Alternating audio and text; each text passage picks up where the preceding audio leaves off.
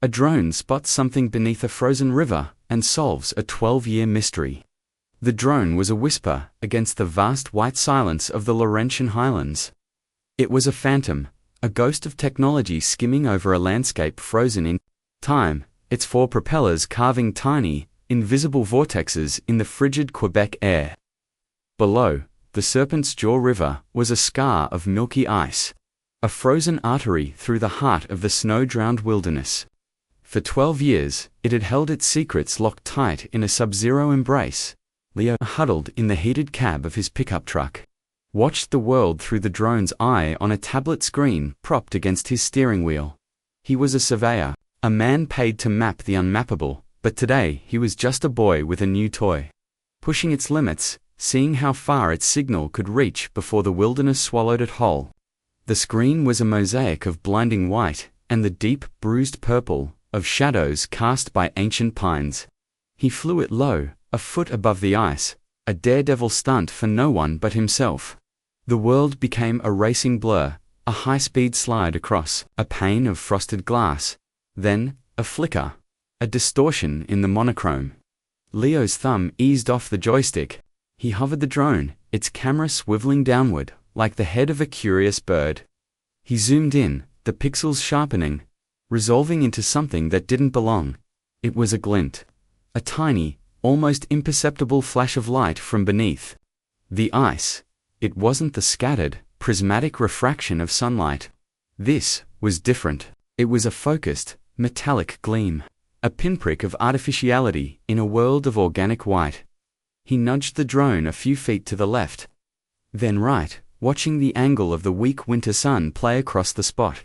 The glint remained, steadfast, and alien was deep, maybe 4 or 5 feet under the surface, in a section of the river known for its treacherous currents.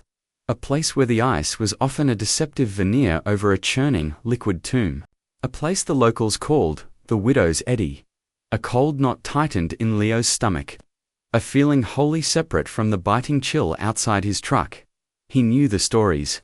Everyone in the small town of Sangdadel knew the stories. 12 years ago, on a day much like this one, a man named Samuel Dubois had walked out onto this river, drilled a hole with his auger, and vanished. He was an ice fisherman, a creature of habit and quiet ritual. He'd left behind a thermos of still warm coffee, a half-eaten sandwich, and a tackle box filled with lures that mimicked the darting panic of dying minnows. He had not, however, left behind a body. For weeks, they had searched.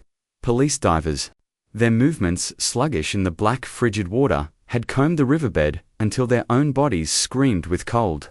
Volunteers on snowmobiles had crisscrossed the surrounding forests, their calls swallowed by the indifferent pines. They found nothing. Not a boot, not a glove, not a trace. The river had simply taken him. Samuel Dubois became a ghost story. A cautionary tale whispered to children who strayed too close to the riverbank in winter. His wife, Elodie, became the town's resident tragedy. A woman frozen in a state of perpetual, unresolved grief. Leo's breath fogged the inside of his windshield. The glint. It was right there. In the heart of the Widow's Eddy, it was a secret trying to break free. He landed the drone, its worry dying into an abrupt silence that left his ears ringing. He grabbed his own ice auger from the truck bed, his heart hammering a frantic rhythm against his ribs. This was insane. He was a surveyor, not a detective. He should call the Scrit du Québec, the provincial police. He should drive back to town and let the authorities handle it. But the image was burned into his mind, that small, defiant spark of metal winking up from the dark. It felt like a message, a plea that had traveled through 12 years of ice and water to find his camera lens. His boots crunched on the snow, the sound unnaturally loud in the profound stillness. He walked out onto the river, his steps tentative at first, then more confident as the ice held firm. He found the spot, guided by the GPS coordinates from the drone. He knelt, placing his hand on the ice.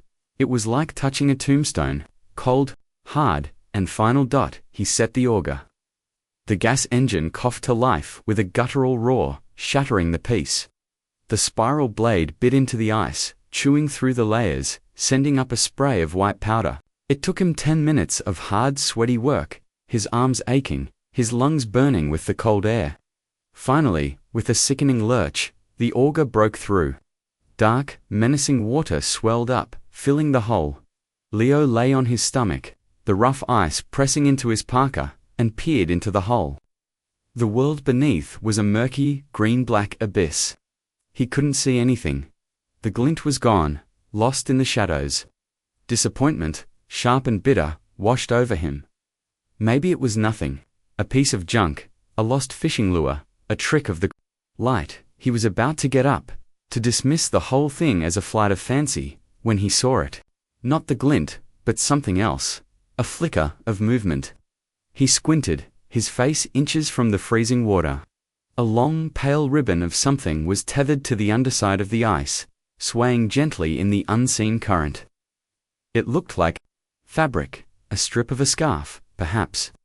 He reached into his truck and retrieved a long-handled gaff hook he kept for emergencies. Lying back on the ice, he plunged the hook into the hole, fishing blindly in the dark water. He snagged the fabric on the first try. It was heavier than he expected. He pulled, grunting with the effort. The resistance was immense. It wasn't just a piece of cloth. It was attached to something heavy. He braced his feet against a ridge of snow and pulled with all his strength. The object shifted, scraping against the bottom of the ice. With a horrifying grating sound, slowly, agonizingly, he drew it toward the hole. First, a boot emerged. A heavy, insulated sorrel boot, the kind every man in the region owned. Then a leg, clad in faded, waterlogged denim. Leo's blood ran cold. He felt a primal urge to let go, to run, to unsee what he was seeing, but he couldn't. He was tethered to this thing. This secret from the deep. He gave one last, desperate heave. A body broke the surface. It came up face first, a grotesque parody of a baptism. The face was a pale, bloated mask, the features softened and distorted by a dozen years in a watery grave. But it was unmistakably human. The eyes were closed, the lips slightly parted as if, in surprise, a thick wool scarf was wrapped tightly around the neck, the same scarf whose tail he had snagged with the hook, and embedded in the center of the man's forehead, just below the hairline, was the source of the glint dot. It was a small, silver key. It had been driven into the skull with such force that the bow of the key was flush with the bone, the serrated edge buried deep in the frontal lobe. The metal, preserved by the freezing water, had caught the sun through the ice. A tiny, macabre beacon. Leo scrambled backward, crab walking away from the hole, a strangled cry catching in his throat. He stared at the dead man floating in the icy slush. The body was perfectly preserved, a horrifying testament to the river's cryogenic power. This was not a man who had fallen through the ice. This was not a man who had drowned. The key in his forehead was a declaration, a signature of profound violence. This was Samuel Dubois, and he had been murdered. The silence that descended now was different. It was heavier, filled with the weight of what he had uncovered. The drone had not found a missing fisherman. It had found the victim of a cold, brutal execution. Leo fumbled for his phone, his fingers numb and clumsy. He dialed 911, his voice a raw, shaking whisper. "I'm at the Serpent's Jaw River," he stammered, his eyes locked on the floating corpse. "The widow's Eddie. You need to come now." He didn't wait for a response. He let the phone drop into the snow. The world seemed to tilt on its axis. The trees, the sky, the endless white expanse, it all felt unreal. A painted backdrop for the horror in the ice, the key. Who would do something like that? It was a gesture of such intimate, symbolic cruelty. It wasn't just a murder. It was a statement. A lock had been turned, a secret sealed away. And as he stared at the dead man's face, a new, more terrifying thought began to form in his mind. The key was small, almost delicate, like a key to a diary or a jewelry box. Or maybe, a office box. He vaguely remembered something from years ago, a piece of town gossip. Samuel Dubois had been a postman. He had carried the keys to every box in Saint-Adèle. The knot in Leo's stomach twisted into a viper. This wasn't just a 12-year-old murder. It was a message that had just been delivered. The drone hadn't just solved a mystery. It had rung a doorbell. And now, something terrible was about to answer. He looked around, at the silent watching trees. For the first time, the vast, empty wilderness didn't feel empty at all. It felt like it was holding its breath, waiting. The cliffhanger wasn't just what would happen next, it was the chilling realization that for 12 years, the killer had been living among them. Hidden in plain sight, a ghost walking the same small-town streets as his victim's family, and Leo had just woken him up.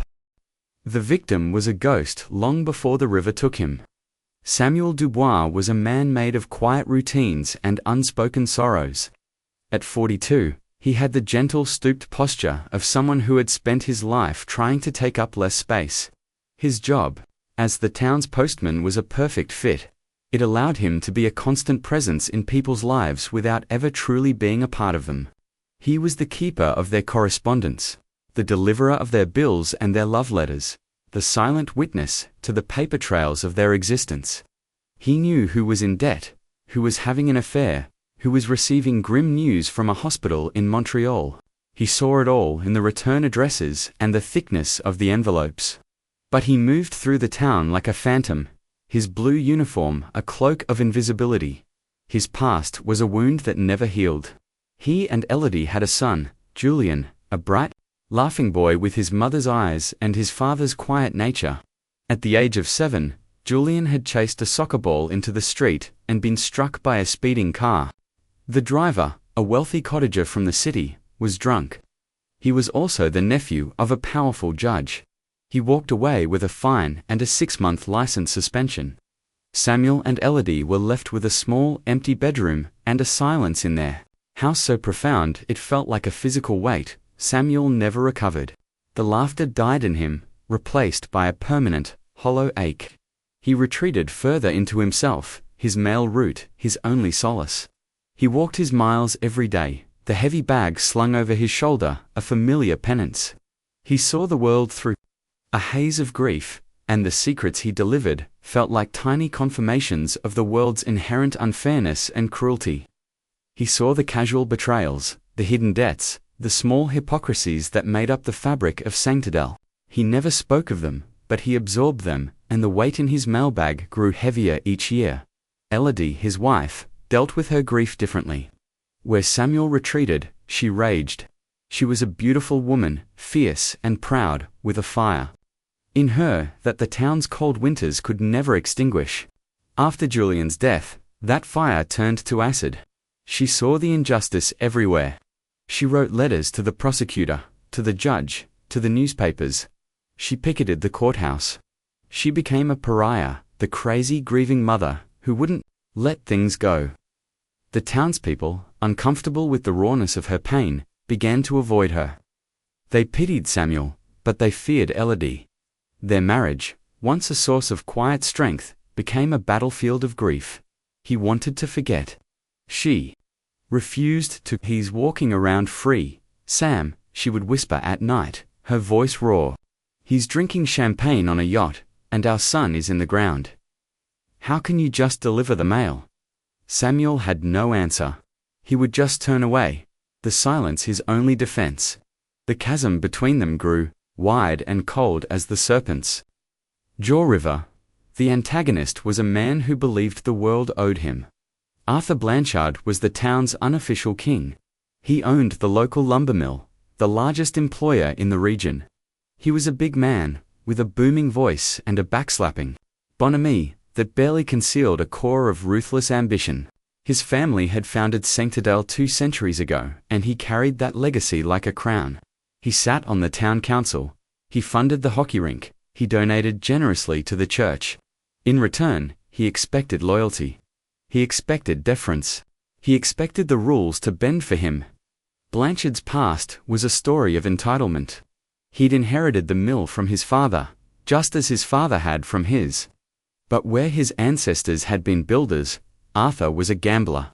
He made a series of reckless investments in the late 90s, leveraged the mill to its breaking point, and found himself on the verge of ruin. He was a proud man, and the thought of losing his family's legacy, of being seen as a failure, was more terrifying to him than death. He became desperate. He started cutting corners, cooking the books, running a shadow operation that involved illegal logging on protected Crown land and selling the timber under the table for cash. It was a massive, treasonous fraud. A secret kept buried under doctored invoices and falsified shipping manifests. His connection to Samuel Dubois was simple and fatal. Blanchard, like everyone else in town, had a post office box, and Samuel, the quiet postman, was the one who delivered the mail. One afternoon, a registered letter arrived for Blanchard from the Provincial Tax Authority. It was thick, official, and had the unmistakable feel of an audit notification. Samuel, following protocol, left a delivery notice in Blanchard's P.O. box, but Blanchard didn't pick it up. He was away, at his hunting lodge, unreachable for 3 days. In that time, Samuel did something he had never done before. His grief over Julian, his simmering resentment at the world's injustices, and his intimate knowledge of the town's secrets all coalesced into a single, reckless act. He saw Blanchard as another version of the man who had killed his son, rich, powerful, and above the law. He suspected Blanchard was dirty. Everyone did. But Samuel had the key. On his last day, before he walked out onto the ice, he used his master key to open Blanchard's P.O. box. He steamed open the envelope from the government. He read the audit notice. And then he found something else. Tucked into the back of the box, almost hidden, was another letter, a personal one.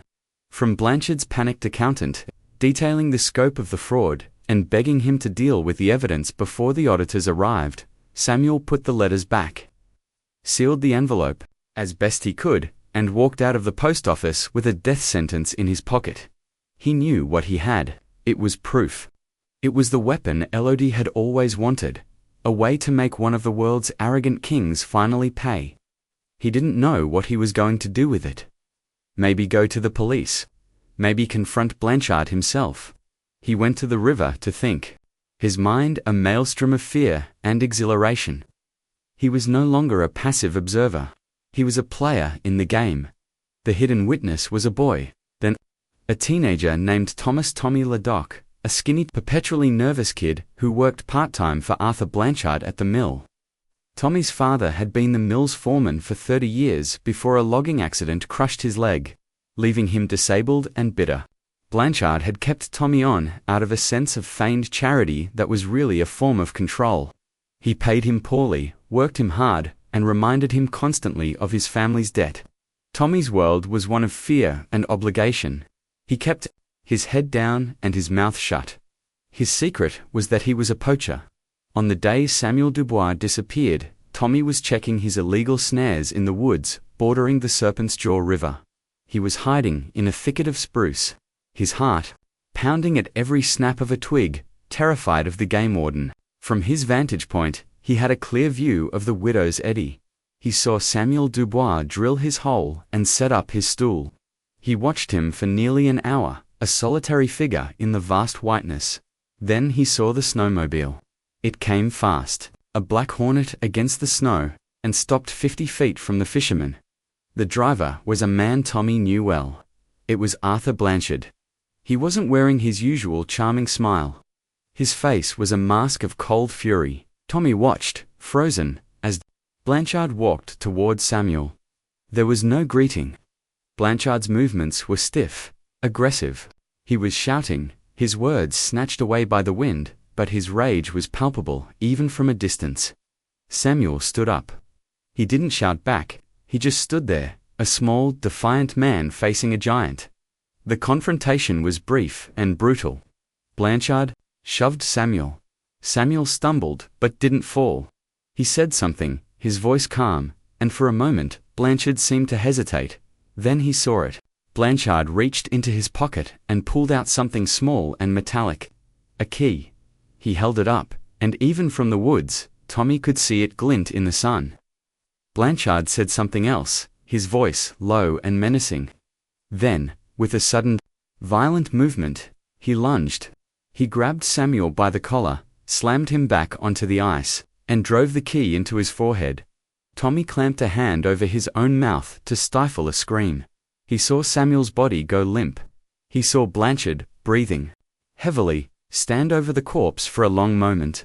Then, with a chilling calmness, Blanchard dragged Samuel's body to the fishing hole and pushed it in.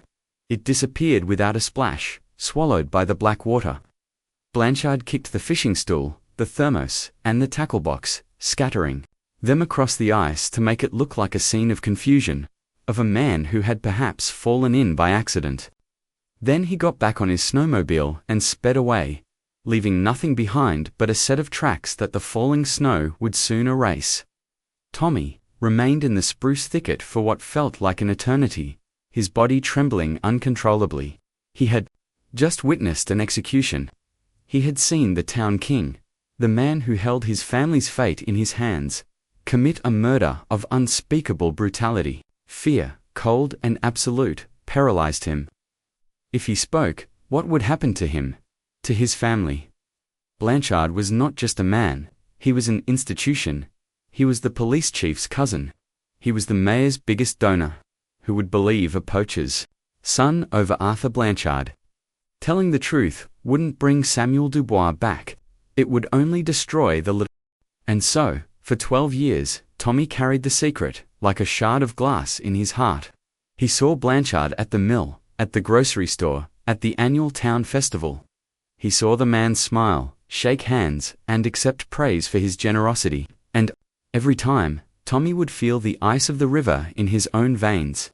He saw Elodie Dubois, her face etched with a grief that never softened, and he would have to look away, the guilt of physical sickness in his stomach.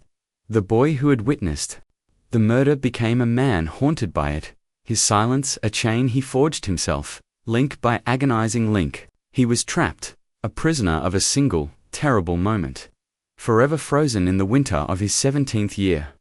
The discovery of Samuel's body sent a seismic shock through Dentadel.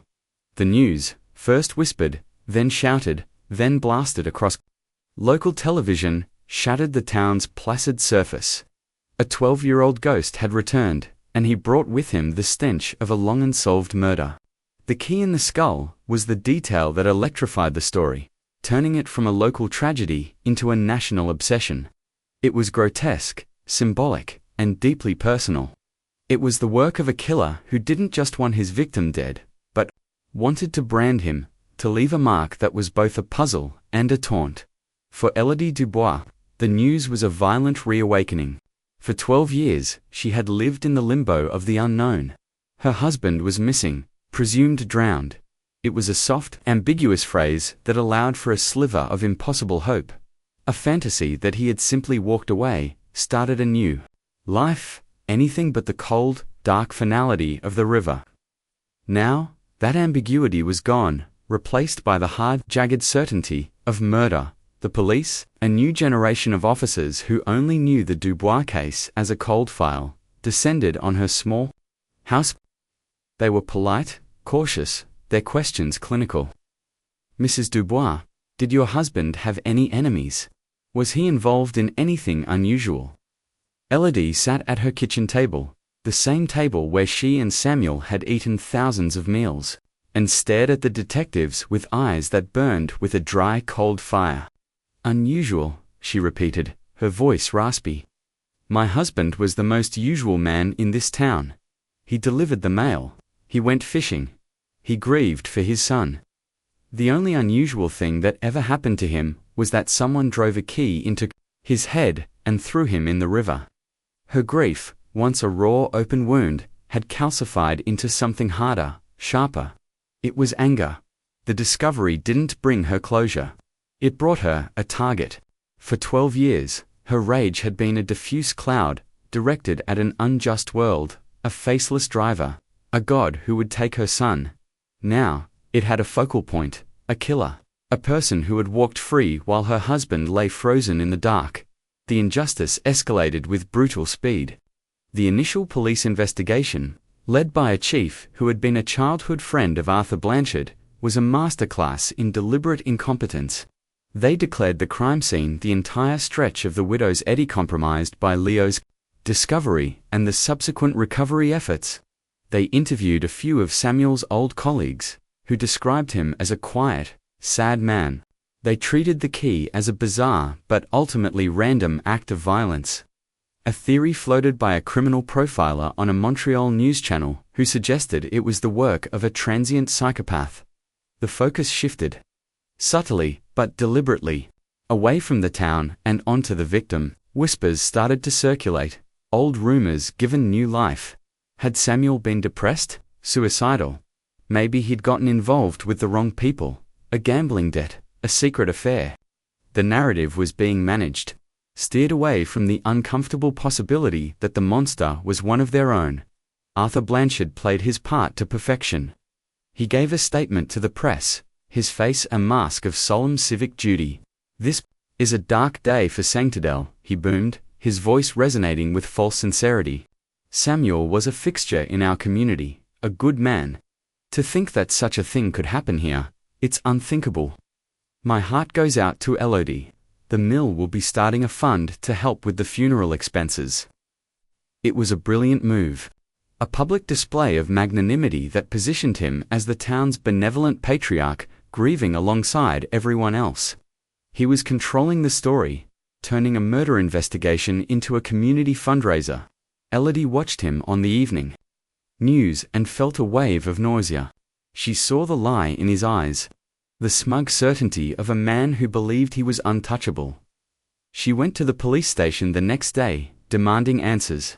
"Why aren't you looking at the people in this town?" she asked the chief, her voice trembling with suppressed fury. The key, it was a message. Who did he deliver mail to? Who had a secret they would kill to protect? The chief, a man named Gagnon, whose political ambitions were tied directly to Blanchard's patronized her. "Elodie, we're exploring all angles. But you have to understand, after 12 years, the trail is cold. We have no weapon, no witnesses. All we have is speculation." "You have a body," she screamed, slamming her hand on the counter. "You have a key in his head. That's not speculation, that's a goddamn fact. Are you even trying, or are you just waiting for this to blow over?" Her outburst was dismissed as the hysteria of a grieving widow. She was betrayed by the very system that was supposed to deliver justice. Her pleas for a real investigation treated as an inconvenience. The humiliation was a constant, grinding pressure. When she walked through town, people would look away, their faces a mixture of pity and fear. She was a living reminder of the darkness that lay just beneath the surface of their quiet lives, and they didn't want to see it. For Tommy Lidak, the re-emergence of the body was the return of a nightmare. He was no longer a boy, he was a man. Of 29, the foreman at the mill, a position he'd earned through years of silent, diligent work. He had a wife and a young daughter. He had built a life on the foundation of his silence. Now, that foundation was cracking. The news report, with its stark image of the body bag being lifted from the river, sent him running to the bathroom, where he retched until his stomach was empty. The face he saw in the mirror was pale and haunted. The face of the 17-year-old boy hiding in the trees. The next day at the mill, Blanchard called him into his office. The office was paneled in dark, polished wood, filled with hunting trophies, the glassy-eyed heads of deer and moose staring down from the walls. Blanchard was sitting behind his massive oak desk, a tumbler of whiskey in his hand. He didn't offer Tommy a seat. "Terrible business, this thing with Dubois," Blanchard said, his voice casual. But his eyes were like chips of ice. "Brings back bad memories." Tommy's heart hammered. "Yes, sir, terrible." Blanchard took a slow sip of his whiskey, his gaze never leaving Tommy's face. People have long memories in a small town, but sometimes, memories get confused. Things get fuzzy over time. A man sees something, he thinks he sees it, but maybe he was just a kid. Maybe the sun was in his eyes. "You understand what I'm saying, Tommy?" It wasn't a question. It was a command. The threat was unspoken but absolute. Blanchard wasn't just reminding him of his silence. He was reinforcing it, tightening the chain. He was making it clear that Tommy's life, his job, his family, his future was contingent on that memory remaining fuzzy. "I don't remember much from back then," Mr. Blanchard, Tommy said, his voice barely a whisper. I was just a kid. Blanchard smiled, a cold, predatory curving of his lips. That's my boy. You've always been a smart kid, Tommy. You know what's important. You know how to take care of your family. He gestured toward the door. That'll be all. Tommy walked out of the office, his legs unsteady. The brief, brutal conversation had been a reassertion of power, a reminder of who was king. The cruelty of it was breathtaking. Blanchard wasn't just a killer. He was a master of psychological torture, using Tommy's love for his family as the ultimate weapon against him. The conflict was escalating inside Tommy, a war between his conscience and his fear. That night, he watched his daughter sleep, her small chest rising and falling in the soft glow of her nightlight. He saw in her the same innocence he had seen in Julien Dubois's school photo in the newspaper. He thought of Elodie, a mother, who had lost everything, fighting alone against a town that wanted to forget. His silence was no longer a shield for his family. It was a betrayal of another's. It was an act of complicity. The guilt was a physical thing, a weight on his chest that made it hard to breathe. He was caught in a trap, and the jaws were closing in. The antagonist was growing bolder, the victim's family was being silenced, and the witness was being crushed under the weight of a truth he was too terrified to tell. The injustice was no longer just a memory. It was a living, breathing monster, and it was getting stronger every day. The turning point came from the most unexpected of places, a dusty box in a forgotten corner of an attic. Elodie, in a fit of desperate grief-fueled energy, had decided to sell the house. She couldn't stand it anymore, the empty rooms, the ghosts in the hallways, the constant silent accusation of a life unlived. While clearing out the attic, a space she hadn't entered in over a decade, she found a small, sealed cardboard box labeled Julian's Things. Her hands trembled as she sliced through the yellowed tape. Inside were the artifacts of a lost childhood, a collection of hockey cards, a favorite stuffed bear, a pile of crayon drawings, and at the very bottom, nestled beneath a school report card, was a small handheld cassette recorder, the kind kids used in the 90s to record songs off the radio. Next to it was a single cassette tape, unlabeled. She almost threw it away. It was just a toy. But on a whim, she took it downstairs, found a set of old batteries, and pushed the play button. At first, there was only the hiss of static. She was about to turn it off when a voice crackled to life. It was Julian's voice, high-pitched and full of laughter, talking to his father. Are you recording me, you little spy? Samuel's voice, warm and gentle. A voice she hadn't heard in 12 years. Hearing it was like a punch to the gut. She sank into a chair, her body shaking. The tape was a jumble of random moments from that last year. Julian singing a silly, made-up song. The sound of Samuel fixing a bicycle chain, his patient explanations punctuated by his son's questions. It was an audio diary of their love, a tapestry of a life that had been stolen. Elodie listened, tears streaming down her face, her heart breaking all over again. She let the tape play on, lost in the memories. It was mostly background noise, now the murmur of a television, the clatter of dishes. She wasn't really listening anymore, and then she heard it. A different voice. A voice she recognized instantly, though it was strained, panicked. It was Samuel, but he wasn't talking to Julian. He was alone, his voice a hushed, urgent whisper. He must have accidentally recorded over a small section of the tape.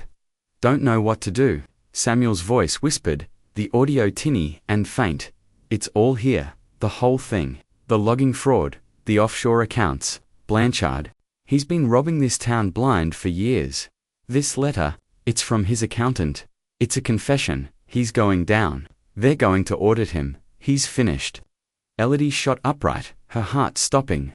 She rewound the tape, her fingers fumbling, and played it again. Blanchard, he's been robbing this town blind for years. This letter, it's from his accountant. It's a confession, he's going down. They're going to audit him, he's finished. There was a pause, the sound of a sharp, shaky breath. He's at the hunting lodge. Doesn't know I have it. Doesn't know the auditors are coming. What do I do, Elodie Wood? She'd want me to burn him to the ground. But this man, he's dangerous. I can feel it. I'm going to the river. I need to think. I need to clear my head before The recording clicked off. Elodie sat in stunned silence, the small plastic recorder clutched in her hand. This was it. This was the motive. It wasn't a random act of violence. It wasn't a gambling debt. It was blackmail, or the threat of exposure. Samuel had found Arthur Blanchard's deepest, darkest secret. He had stumbled into a conspiracy so vast it could bring down the most powerful man in the region. And Blanchard had killed him for it. The full, horrifying picture snapped into focus. The key. It wasn't just a symbol of cruelty, it was a message. Blanchard hadn't just killed Samuel. He had branded him with the very tool of his trade, the instrument of his discovery. A postman's key for a postman's secret. It was a gesture of supreme, arrogant contempt. The stakes shifted instantly. This was no longer about her personal grief, her private battle for justice. This was a public scandal of immense proportions. Blanchard hadn't just murdered her husband, he had been committing massive fraud, stealing from the very community he pretended to lead. The police chief's deliberate incompetence, the town's eagerness to look away, all made sense now. They weren't just protecting a killer. They were protecting the entire corrupt ecosystem that Blanchard had built. Her first instinct was to run to the police, to slam the recorder down on Chief Gagnon's desk. But she stopped herself. What would he do? The same thing he'd done before. He would bury it. He would claim the tape was inadmissible, that it was fake, that it was the rambling of a depressed man. He would protect his cousin. He would protect the system. No, she couldn't trust them. She had to go public. She had to create a firestorm so big, they couldn't possibly contain it. She called the one person she knew might listen, a young, ambitious journalist from a Montreal newspaper who had written a sympathetic piece about the discovery of Samuel's body. His name was Simon Bouchard, and he had the hungry, restless energy of a reporter who smelled a big story. She met him in a diner halfway between Centerdell and the city. She played him the tape. She watched his eyes widen, his professional composure cracking to reveal the raw excitement of a career-making scoop. "This is dynamite," he breathed, staring at the cassette recorder as if it were a holy relic, a dead man's confession. A motive. The name of the killer. "My God, Mrs. Dubois, do you know what you have here? I know it's the reason my husband is dead," she said, her voice steady. "And I know that the man who killed him is about to host his annual Founders' Day charity gala in 2 days. The whole town will be there. The mayor, the chief of police, all of his cronies, they'll be celebrating him, toasting his generosity, while my husband lies in a morgue with a key in his head." A plan began to form, cold and clear and terrifying. It was a wild, desperate gamble, but it was the only card she had left to play. She wasn't going to leak the tape to the press beforehand. That would give Blanchard and his allies time to spin the story, to discredit her, to muddy the waters. She was going to detonate it. In public, in the middle of his party. "I want you there," she told Simon. "With a camera, I want you to livestream it. I want the whole world to see the look on Arthur Blanchard's face when he hears my husband's voice from beyond the grave." The tension was now almost unbearable. Elodie was no longer just a victim. She was an avenger, plotting a public takedown that could either bring her justice or get her killed. Simon, the journalist, was her co-conspirator, his ambition warring with the very real danger of confronting a powerful, violent man. And in Centerdell, Tommy Ledak felt the walls closing in. The news of the upcoming Founders' Day Gala, a mandatory event for all mill employees, filled him with a sense of dread. He would have to stand in that room, applaud his boss, and pretend to be part of the happy, loyal family, all while the secret of what he saw on the ice ate him alive. His wife saw the change in him, the haunted look in his eyes, the way he flinched at loud noises. "What is it, Tommy?" she asked him one night, her hand on his arm. "You haven't been yourself since they found that man's body. It's like you're seeing a ghost." He looked at her trusting, worried face, and the dam of his silence finally began to break. The fear of telling her was immense, but the fear of what would happen if he didn't was suddenly greater. He couldn't live like this anymore. He couldn't let his daughter grow up in a town ruled by a murderer. His own life, a monument to that man's power. "It's not a ghost," he whispered, his voice cracking.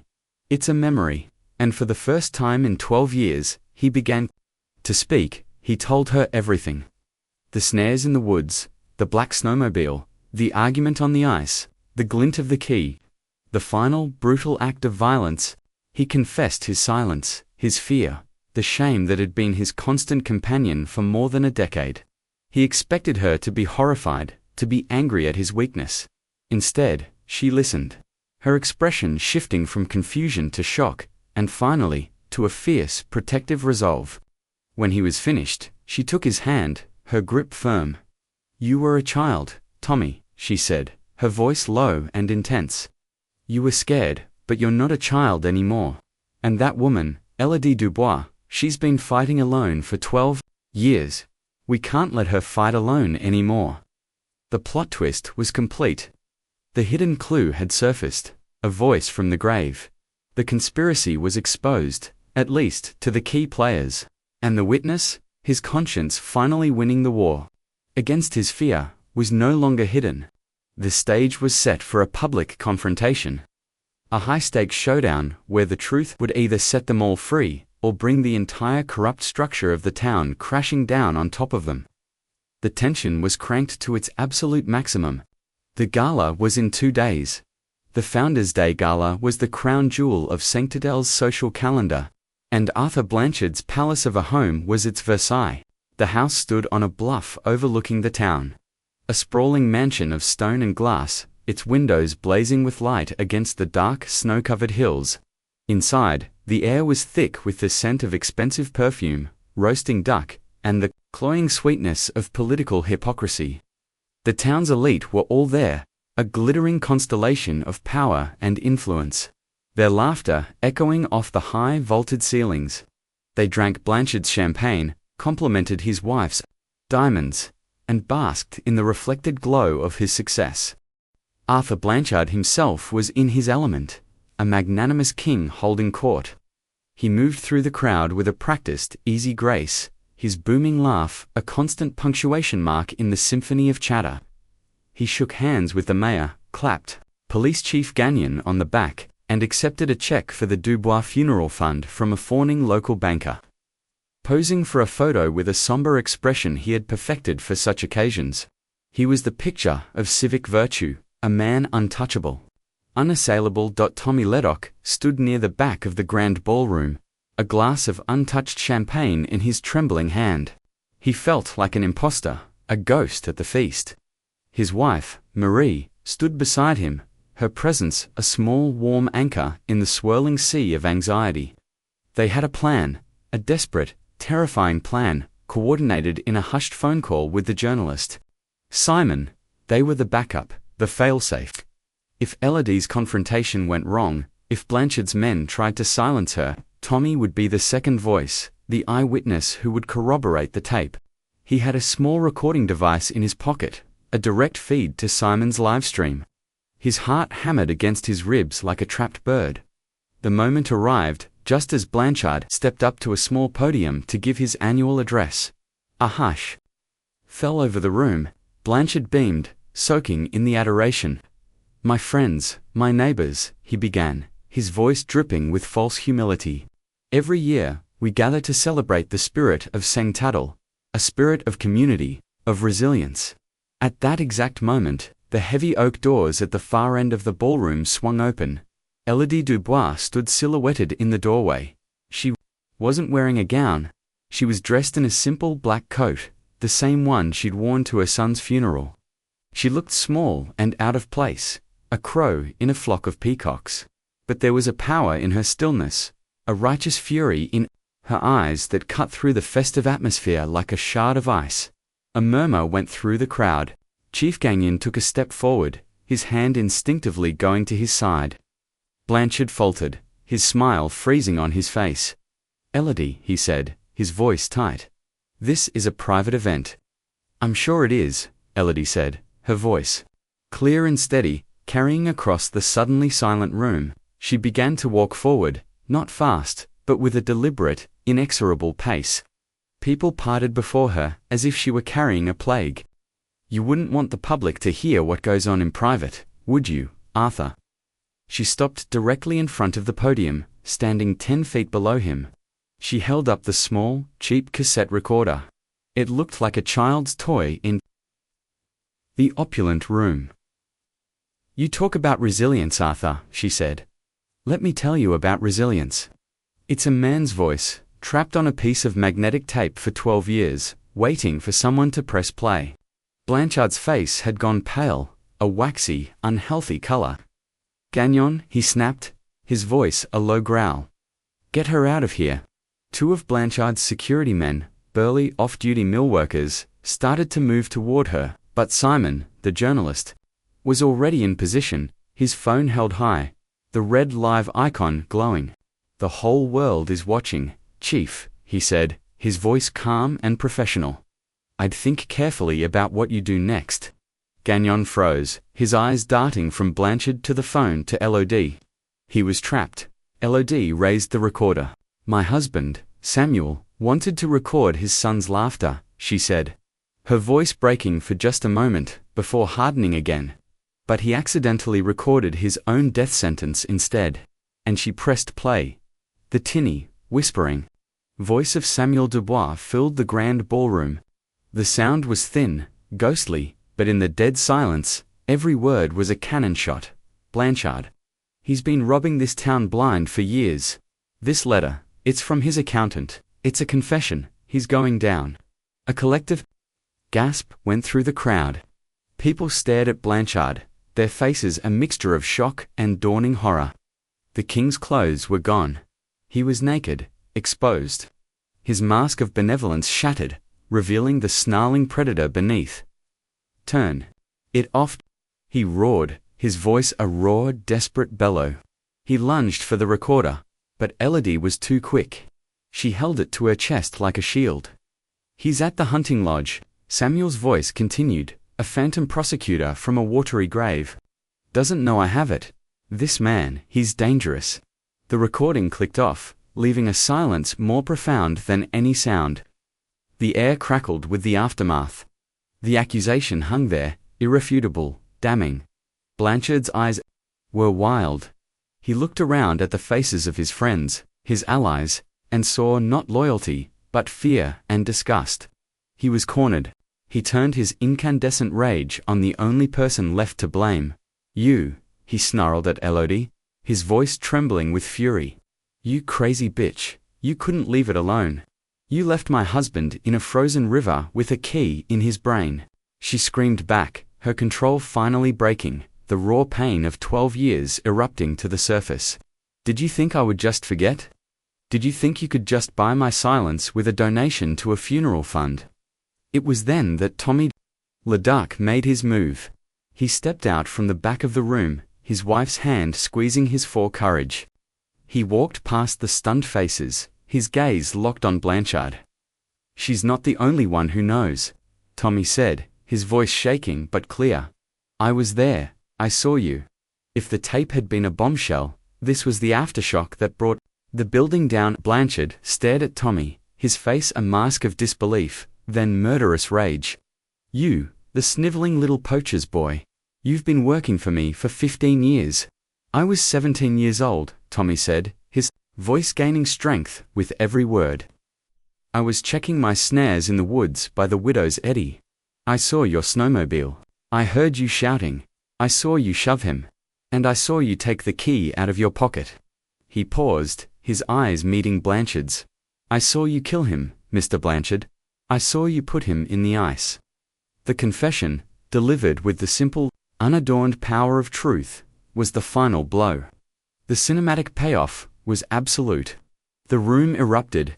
People were shouting, backing away from Blanchard as if he were radioactive. The mayor looked like he was going to be sick. Chief Ganan, his face ashen, finally seemed to realize his career, and possibly his freedom, was over. He slowly, reluctantly, began to move toward the podium, his hand now on his actual firearm. But Blanchard wasn't going to be taken by his cousin. He was a cornered animal. With a primal roar, he vaulted over the podium and charged. Not at Gagnon, not at Tommy, but at Elodie. He was going to silence the source of his destruction. He never made it. A figure shot out from the crowd, Leo, the surveyor, the man who had found the body. He had come to the gala, at Simon's request, another piece of the failsafe. He tackled Blanchard around the waist, a flying, desperate lunge that sent both men crashing into a table laden with champagne glasses. The sound of shattering glass was the final, chaotic punctuation mark. Police officers, real ones who had arrived, with Simon as backup from the provincial force, swarmed into the room. They pulled a struggling, screaming Blanchard from the wreckage of the table, and slammed him face down on the floor. The click of the handcuffs snapping shut was the sweetest sound Elodie had ever heard. The public exposure was total. The revenge, absolute. It was all there, on a live stream that was already going viral across the country. The King of Sengdedel, the untouchable man, arrested for murder and fraud in the middle of his own party. His downfall broadcast to the world, brought about by a dead man's voice, a grieving widow's courage, and a hidden witness who finally found his own. The catharsis was explosive, a raw, satisfying blast of justice so long deferred it felt like a miracle. The snow fell softly on the Santidel cemetery, blanketing the old leaning headstones in a shroud of pure, clean white. The air was still, the world silent, save for the gentle sigh of the wind in the pines. It was a peaceful silence, not the heavy, waiting silence of the river, but a quiet that felt like an exhale. A release. Two new stones stood side by side on a small rise overlooking the town. One read, Samuel Dubois, beloved husband and father, found the other, Julien Dubois, beloved son, at peace. Elodie stood before them, her hand resting on the cold granite of her husband's marker. She had traded her black coat for a dark blue one, the color of a winter sky at dusk. The fire in her eyes had softened, the hard edges of her anger smoothed away by the catharsis of justice. It wasn't happiness she felt, but a profound, aching sense of completion. The story had an ending now. The question mark that had haunted her for 12 years had finally been replaced by a period. The trial had been a media circus, a public dissection of the rot that had festered at the heart of her town. Arthur Blanchard, stripped of his power, and his allies, had been convicted on all counts: murder, fraud, conspiracy. He would spend the rest of his life in a concrete cell, a king reduced to a number. Chief Gagnon, the mayor, and a half-dozen others were swept up in the ensuing corruption probe, their careers and reputations destroyed. The town of Sengdedel was forced into a painful, public reckoning with its own willful blindness. Tommy Leddock stood a respectful distance away, his wife and daughter by his side. He was no longer the foreman at the mill, which had been forced into receivership. He had a new job, working with Leo, the surveyor. They mapped the wild places, their work a quiet communion with the landscape that had once been the scene of his greatest trauma. The shard of glass in his heart was gone, replaced by a scar that he would always carry, but it no longer pained him to breathe. He had faced his fear and spoken the truth, and in doing so, had found a freedom he never thought possible. He and Elodie rarely spoke, but they shared a bond forged in the crucible of that terrible secret. A silent understanding that passed between them in a simple nod or a shared glance across the town square. After a few minutes, Elodie turned from the graves and walked toward him. "Thank you for coming, Tommy," she said, her voice quiet. "I wanted to pay my respects." He replied, his own voice thick with emotion.